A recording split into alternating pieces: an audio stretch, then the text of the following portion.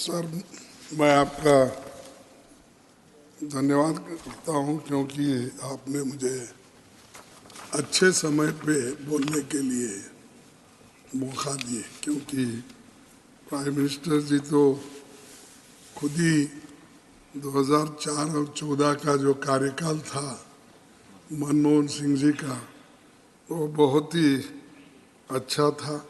उन्होंने अच्छी काम की। इसकी जो सालाना या उसकी जो तारीफ की, उसीलिए मैं आपको धन्यवाद देता हूँ। ऐसी ही चलती रहे, जो अच्छे काम होते उसकी तारीफ करो, जो कमियां होती है वो गिनते जाओ। सर, एक सच बात है कि मनमोहन सिंह जी के ज़माने में, चाहे वो प्राइम मिनिस्टर हो, चाहे वो फाइनेंस मिनिस्टर हो, बहुत अच्छे काम करके देश को एक पटरी पे उन्होंने लाई और प्रगति जो चल रही है वहाँ से ही ये शुरू हुई है। सर, ये अपर हाउस एक परमानेंट हाउस है। समाज के विभिन्न क्षेत्रों में प्रतिनिधि यहाँ आते हैं। परिवर्तन और कंटिन्यूटी जारी रहती है। हमारा हाउस कभी डिसॉल्व नहीं होता। हो सकता है मोदी साहब का हाउस डिसॉल्व हो सकता है, लेकिन हमारा और आपका हाउस डिसॉल्व नहीं हो सकता। ये चलते रहते हैं और 1/3 मेंबर्स रिटायर होते हैं, फिर आते हैं कि उसमें अच्छे लोग, बहुत से आर्टिस्ट आते हैं, लिटरेरी फिगर आते हैं, साइंटिस्ट आते हैं और अच्छे बोलने वाले आते हैं, प्रोफेसर्स आते हैं, और जो देश के बारे में अपनी आइडिया देने वाले या मार्गदर्शन करने वाले लोग यहाँ पर इस सदन में रहते हैं। तो इसका फायदा भी सरकार को होता है और सरकार भी उनके विचारों को सोच समझकर कानून में तब्दीली करना, कानून में उसको समाया जाना, ये काम करते रहते हैं। ये पहले से भी करते आए हैं। सभापति जी, समय अपनी गति से चलता रहता है। संस्थाएं कायम रहती है, लोगों के चेहरे बदलते रहते हैं, नए आते पुराने जाते हैं। फिर भी इस क्रम में मई महीनों तक कुल 28 सांसद रिटायर हो रहे हैं। जो लोग रिटायर हो रहे हैं उसमें कोई अहम लोग भी हैं, और हमारी कांग्रेस पार्टी से देश के पूर्व प्रधानमंत्री ji doctor Manmohan Singh ji, Abhishek Manu Singh ji, Rajmani Patel, doctor Syed Nasir Hussain, doctor L Hanumanthaiah, GC Chandrashekhar, Akhilesh Prasad Singh, Narayan Bhai Rathod, doctor Amit Yagnik और कुमार केतकर, ये अप्रैल में रिटायर होंगे। लेकिन और भी मेंबर्स जो हैं वो सभी का मैं याद करता हूं जो रिटायर हो रहे हैं, और इसमें बहुत से लोग फिर वापस भी आ रहे हैं। ऐसा नहीं कि वो परमानेंट रिटायर हो रहे हैं। संख्या बल पे वो जिनको देना है नहीं देना है पार्टियां तय करती है, और उधर के लोगों को तो मोदी साहब जिसको चाहे वो आते हैं। इधर भी वही है, हर पार्टी जिसको चाहेगी, जिसका स्ट्रेंथ है वो आएंगे। लेकिन जाने वाले भी हैं, आने वाले भी हैं, और जो लोग अब रिटायर हो रहे हैं उसमें से बहुत से लोग वापस आएंगे। भूपेंद्र यादव जी, अश्विन वैष्णव जी समेत 9 मंत्री रिटायर हो रहे हैं, और JP नड्डा जी भी रिटायर हो रहे हैं, और हमारे इंडिया अलायंस से भी मनोज झा, अनिल देसाई, वंदना चौहान, जया बच्चन, TMC के शांतनु सेन समेत अनेक पार्टियों से भी कुल 58 सांसद आज रिटायर हो रहे हैं अप्रैल में। जिनको हम विदाई दे रहे हैं उनमें से फिर से लौटेगा, लेकिन कुछ ऐसे भी होंगे जिनकी वापसी नहीं हो सकेगी। इस साथियों को विदाई देते समय मैं बहुत भावुक हूँ, क्योंकि बहुत से हम मित्रों के तरह मिलते रहते हैं, एक दूसरों से बात करते रहते हैं, और यहाँ हम लड़ते रहते हैं, लेकिन बाहर जाके हम बहुत से लोग मिलते रहते हैं, बात करते रहते हैं, और उससे एक होता है कि आपका गुस्सा वहाँ नहीं रहता, लेकिन चंद लोग परमानेंट गुस्से में ही रहते हैं। ये बड़ा मुश्किल है, ये ऐसा नहीं रहे, ये डेमोक्रेटिक है। और हम यहाँ देवेगौड़ा जी होंगे, हम तो मैं तो बहुत लड़ता था उनके खिलाफ, क्योंकि उन्होंने ये जनता पार्टी नहीं छोड़ी, मैं कांग्रेस पार्टी नहीं छोड़ा, इसीलिए हमेशा हमारी टक्कर चलते ही रहती थी। कभी हमको बोला कि तुम्हारे हाथ से बड़ा मुश्किल है ये चलाना सरकार, क्योंकि तुम्हारे पास ऐसे कोई पैसे वाले नहीं हैं तुम्हारे पीछे, तो इसीलिए अलायंस करना मुश्किल होगा। ये पहली बार उन्होंने कहा, उनके जन्मदिन पर मैं पूछा तो उन्होंने बोले कि आपके पीछे कोई ऐसे बड़े मालदार आदमी नहीं है, तो मुश्किल होगा कि तुम्हारे दोस्त को मैं चीफ मिनिस्टर बनाऊंगा, आप जाके उनको मनाएंगे। अब मेरे को कोई मालदार नहीं मिला सपोर्ट करने वाले, बाद में उन्होंने उनको बनाया। इसीलिए ये बहुत सी बातें ऐसी होती सब ये हाँ, अरे भाई बैठ जाओ, अरे यार बैठ जाओ, मौका समझा करो। अरे ठीक है, लेकिन मेरे को रंज है, सारे जिंदगी उन्होंने सेक्युलरिज्म, सोशलिज्म, फार्मर्स एजुटेशन सब करे, सडनली ऐसा क्या हुआ? लास्ट 93 है उनका, 91 है, अच्छा ठीक है 100 साल तक रहने दो, 91 है। अब सडनली जाके मोदी साहब उन्होंने ऐसा गले में मिले हैं, और वो पकड़ आप नहीं थे, तो इतनी तारीफ आपकी उन्होंने की, मैं समझता हूँ जिंदगी में किसी आदमी की उन्होंने तारीफ की ही नहीं, रियली समझता हूँ, क्योंकि मैं उनके साथ वहाँ पर 20, 25, 30 साल था, और यहाँ पर कभी किसके बारे में तारीफ करने की उनकी आदत ही नहीं है, लेकिन वो आदत बदली कैसी मेरे को बड़ा मुश्किल है। I am feeling how he praised Modi ji, and he said that Modi is the only prime minister who loved me.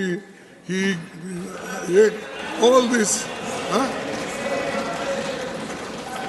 अगर यही लव अफेयर पहले होता तो अच्छा था। 91 इयर्स में क्या करेंगे? छोड़िए, आपकी बात पर कुछ कहना चाहते हैं, आपकी इजाजत हो तो पीयूष जी कुछ कहना। नहीं साहब, नहीं तो अगर समझ आ जाए तो अच्छी ये चुप, ये देखो आप उनको ऐसा ही देते हैं, बाकी के वक्त हमको नहीं देते। दिस इज नहीं, कल I am not giving floor to him sir. No, you see, sir, I'm telling you, this is not going to be a permanent thing.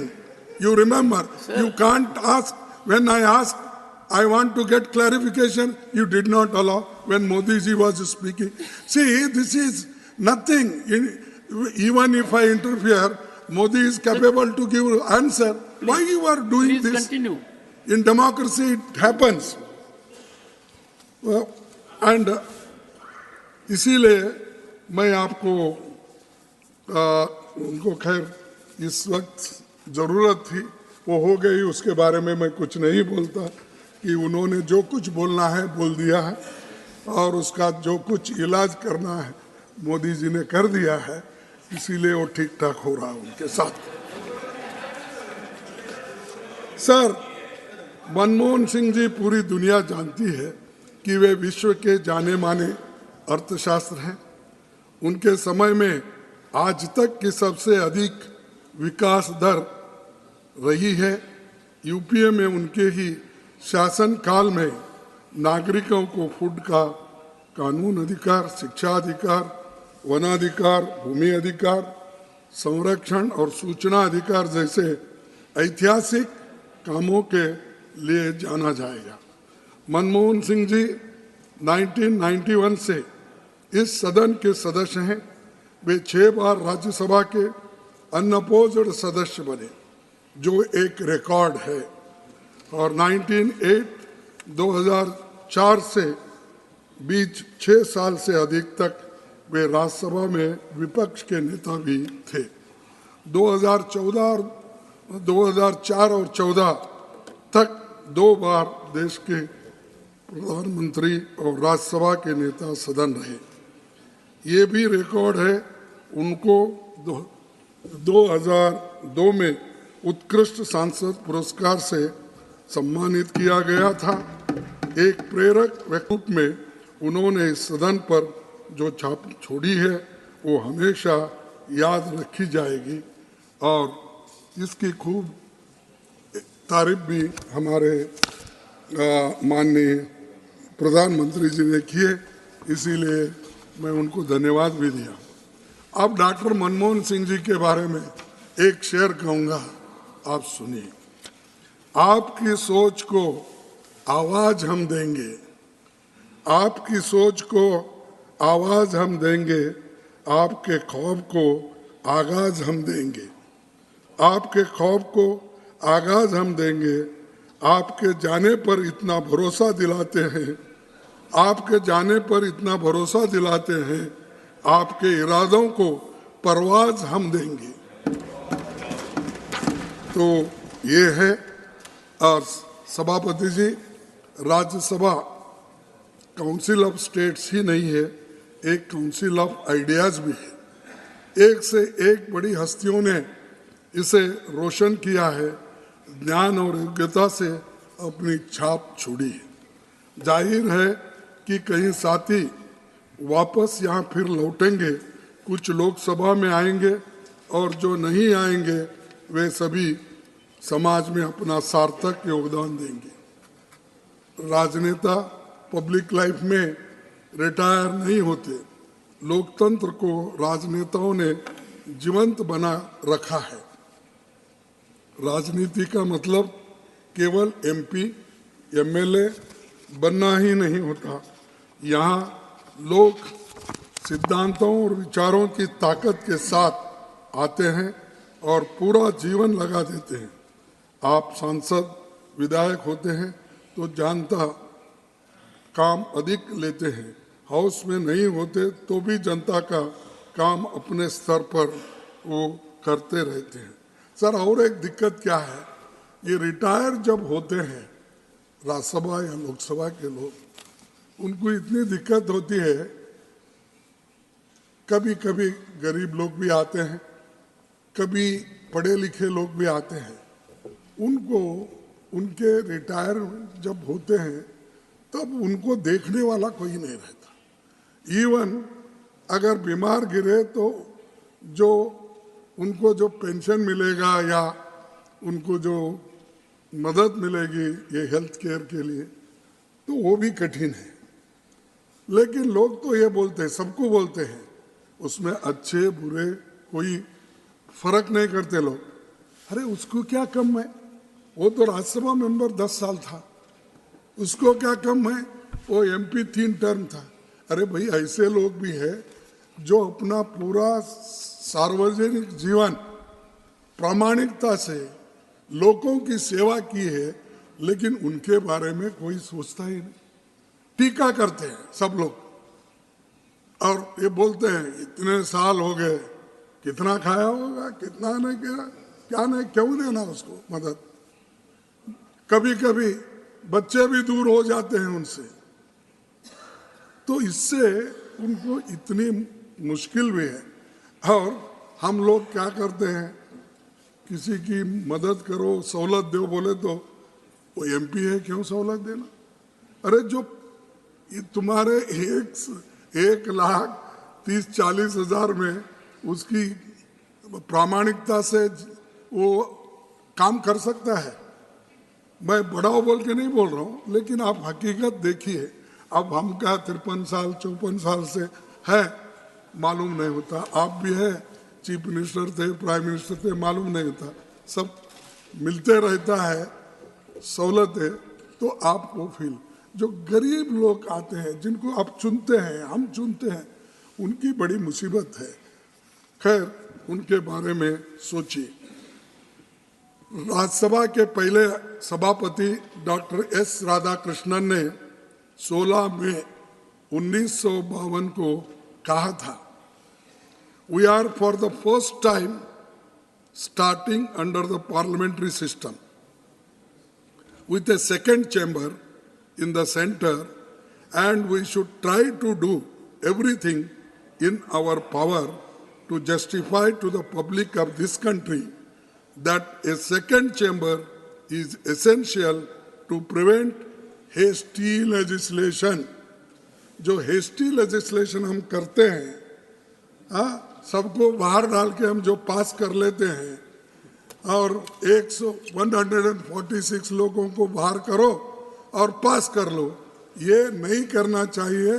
Doctor Radhakrishnan 1952 में बोले, लेकिन उसका हम कभी इस्तेमाल नहीं करते, कभी उसके बारे में बोलते नहीं। तो ये इसकी ज़रूरी है कि हेस्टी में अगर लेजिस्लेशन पास किए, कभी कभी बाद में उसकी गलतियां हमको मालूम होती, फिर एक अमेंडमेंट लाओ, फिर एक अमेंडमेंट लाओ, और कुछ नहीं होता। आप स्टैंडिंग कमेटी के डिस्कशन में या जॉइंट पार्लियामेंट्री कमेटी कुछ भी बनाओ, क्या होगा कि आपके पास बहुमत है या दूसरे जो भी आएंगे उनको बहुमत रहता है, वो पास कर लेते हैं, लेकिन सोचने का मौका, छानबीन करने का मौका उनको मिलता है। कृपया करके इसको जल्दी नहीं करना चाहिए कौन सा भी कानून पास करने के लिए, और यहाँ पूरा मौका देना चाहिए कि उसके बारे में। संसदीय लोकतंत्र में राज्यसभा के नई ताकत और गरिमा देन हमारे पहले प्रधानमंत्री पंडित जवाहरलाल नेहरू जी का विशेष योगदान रहा है। उनके प्रयासों से राज्यसभा सांसदों को पब्लिक अकाउंट्स कमेटी और कमेटी ऑन पब्लिक अंडरटेकिंग जैसी फिनेंशियल समिति सदस्यता मिली, यानी ये पहले नहीं था। तो अपना कामकाज का छानबीन करने के लिए public accounts committee and public undertaking committees ये रहे है, लेकिन आज वो कुछ भी लिखते हैं, करते हैं, तो आजकल तो कुछ भी नहीं हो रहा। पिछले ज़माने में तो छोटी छोटी बातों को लेकर अपोजिशन हंगामा मचा के सरकार को बदनाम करने की तो कोशिश करते थे। सर, 1953 में बजट सत्र के दौरान पंडित नेहरू जी ने कहा था, लोकसभा और राज्यसभा मिलकर भारत की संसद बनाते हैं। हमारे संविधान के अनुसार दोनों सदनों की अथॉरिटी के बीच मनी बिल्स को छोड़कर कोई अंतर नहीं है। यहाँ तो बहुत से बिल को तो मनी बिल भी है तो उसको निकाल देते हैं। तो इसीलिए ये हम हमेशा याद रखना चाहिए कि बिल को यानी मनी बिल को कन्वर्ट करके वहाँ ले जाना और यहाँ डिस्कशन के लिए उसको समय नहीं देना, ये ठीक नहीं होता। उसके बारे में भी आपको सोचना है। इस सदन के एक से एक बेहतरीन प्रतिभाएं दी हमारे 6 सभापति doctor A Radhakrishnan, Zakir Hussain, V V Giri, Venkataraman, Shankar Dayal Sharma, K R. Narayanan ये भारत के राष्ट्रपति बने। अब आगे आपकी बारी है, वो कब आएगी क्या नहीं मुझे मालूम नहीं। यहाँ नेता सदन रहे प्रणब मुखर्जी जी, इस सदन में उपसभापति रहे, प्रतिभा देवी सिंह पाटिल राष्ट्रपति बने। लेकिन मैं तकलीफ के साथ ये बात रख रहा हूँ कि हाउस में बैठकें कम होने से बिलों पर ढंग से चर्चा नहीं होती है और जल्दबाजी में हम पासी मुद्दों और गरीबों के सवालों को रखने का मौका कम मिलता है। हमारे सदस्य को बोलने के लिए सही समय भी नहीं मिलता। सभापति जी, इस सदन में इस बात पर कई बार गहन चर्चा हुई है कि केवल आकार में भारत का सबसे बड़ा लोकतंत्र होना नाकाफी है। लोकतंत्र के लिए गुणवत्ता में और भी सर्वश्रेष्ठ होना चाहिए। ये तभी संभव है जब वाद विवाद, चर्चा, परस्पर विमर्श और अन्य गतिविधियों के जारी रहे। हम सब जानते हैं कि उच्च सदन के गठन की पृष्ठभूमि पर संविधान सभा में काफी बहसें हुई। उस दौरान सेकेंड चेंबर बनाने के पीछे 2 उद्देश्य बताए गए। उसमें हम कितना सफल रहे ये हमें खुद सोचना चाहिए। बाबा साहब का कहना था कि हर मनुष्य का अपनी निजी दर्शन ही वो मापदंड है। हर मनुष्य का अपना निजी दर्शन ही वो मापदंड है जिसमें कोई स्वयं को परख सकता है। तो सभापति जी, जो साथी रिटायर हो रहे हैं उनके मन में भी कुछ टीस होगी, कुछ सवाल होंगे, कुछ सुझाव हो, इस सदन को देना चाहिए। इस सदन के कामकाज को और गरिमा में बनाने में उनके विचारों का योगदान हो सकता है। और आखिरी में एक बात बोल के मैं अपने शब्दों को समाप्त करता हूँ। दस्तूर है जमाने का, दस्तूर है जमाने का ये पुराना, लगा रहता है यहाँ आना और जाना। दस्तूर है जमाने का ये पुराना, लगा रहता है यहाँ आना और जाना। रहो जहाँ अपनी छाप ऐसे छोड़ जाना, रहो जहाँ अपनी छाप रहो जहाँ अपनी छाप ऐसे छोड़ जाना, हर कोई गुनगुनाता रहे आपका ही तराना।